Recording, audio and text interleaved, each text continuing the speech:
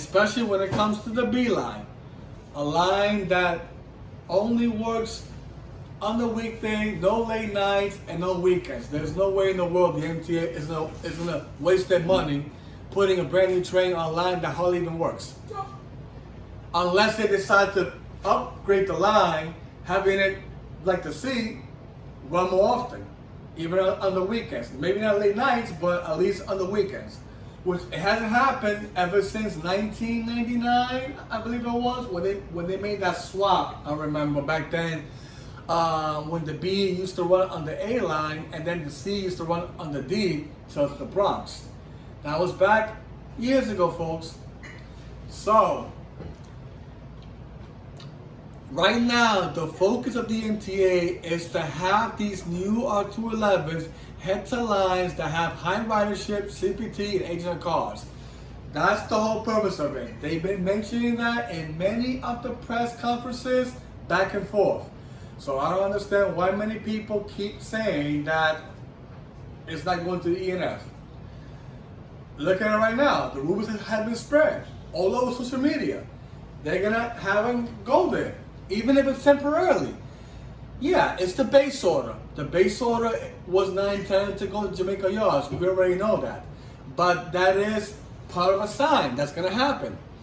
And for the ones who are in favor of the B and D, I am sorry, but it's not going to happen.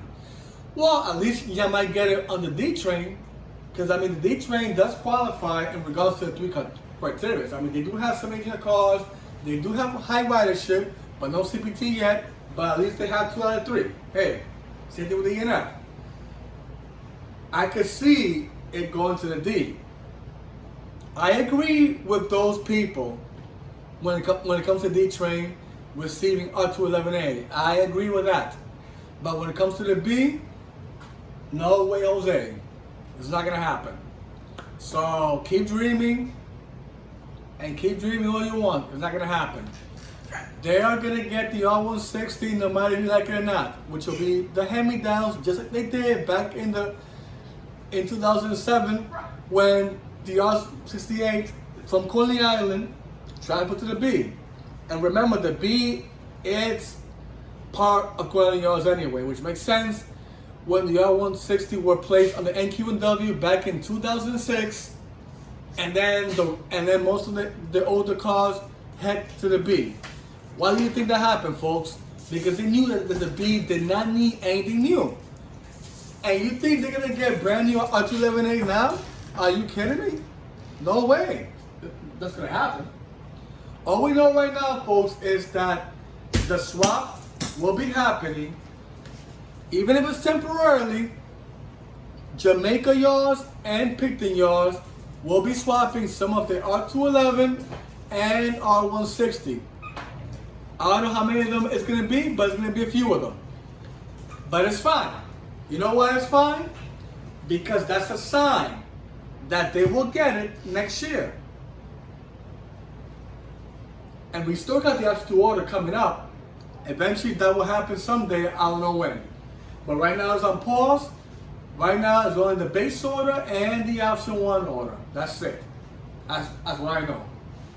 So for you trolls that keep coming to my channel and thinking like the B is gonna get the R211A, guess again, it won't.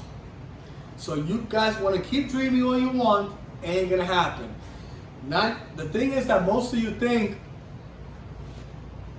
that because this swap is happening with Jamaica Yards and Pitkin Yards, you know, in regards to the CBTT testing that has to be done in Queens Boulevard, which of course they'll be getting some of the R211As, which makes perfect sense for that to happen because of CBT purposes and for the training as well of the crews that are in Jamaica Yards that need to be certified.